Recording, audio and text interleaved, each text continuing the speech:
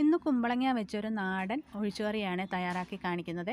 മോരോ തൈരോ ഒന്നും ഒഴിക്കാതെ, എന്നാൽ മോരിൻ്റെ രുചിയിലാണ് ഞാനിത് തയ്യാറാക്കുന്നത്. അപ്പോൾ അതൊന്ന് കണ്ടു നോക്കാം. അതിനായിട്ട് ഞാനൊരു ചെറിയ കഷ്ണം കുമ്പളങ്ങ ഇവിടെ എടുത്തിട്ടുണ്ട്. അപ്പോൾ ഇതിൻ്റെ തൊലിയൊക്കെ ഒന്ന് കളഞ്ഞ് നന്നായിട്ട് കഴുകി കട്ട് ചെയ്തെടുക്കാം. കുമ്പളങ്ങയെല്ലാം ചെറുതായിട്ട് കട്ട് ചെയ്ത് ഞാൻ കുക്കറിലേക്ക് ഇട്ട് കൊടുത്തിട്ടുണ്ട്. ഇതിലേക്ക് ഞാൻ 3-4 പച്ചമുളകും കൂടെ കട്ട് ചെയ്ത് ഇട്ട് കൊടുക്കുന്നു. ഇനി ആവശ്യത്തിനുള്ള ഉപ്പ് ചേർത്ത് കൊടുക്കുക. ഇനി ഇതിലേക്ക് ഞാൻ 1/4 ടീസ്പൂൺ മഞ്ഞൾപ്പൊടിയും 1/4 ടീസ്പൂൺ മുളക് പൊടിയും കൂടെ ചേർത്ത് കൊടുക്കുന്നു. ആവശ്യത്തിനുള്ള വെള്ളവും കൂടെ ഒഴിച്ച് ഒരു വിസിൽ കൊടുത്തൊന്ന് വേവിച്ചെടുക്കാം.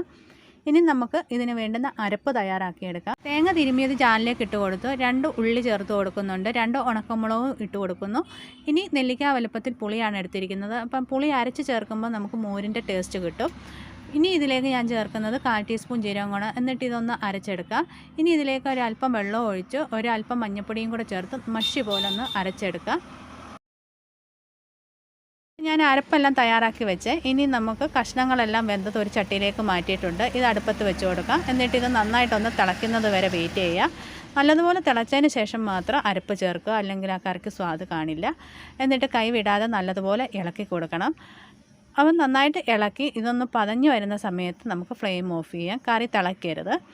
ഇനി കടുക് വറവിടാം. അതിനായിട്ട് ഞാൻ കുറച്ച് വെളിച്ചെണ്ണ ഒരു ചീനച്ചട്ടി ഒഴിച്ച് ചൂടായി വന്നപ്പോൾ കടുക് ഇട്ട് ഉള്ളിയും കറിവേപ്പിലയും കൂടെ ചേർത്ത് കൊടുത്തു. എന്നിട്ട് ഇതൊന്ന് മൂത്ത് വന്ന സമയത്ത് കറിയിലേക്ക് ഒഴിച്ചു കൊടുത്തു. ഇപ്പോൾ നമ്മുടെ കുമ്പളങ്ങ കറി ഇവിടെ റെഡി ആയിട്ടുണ്ട്.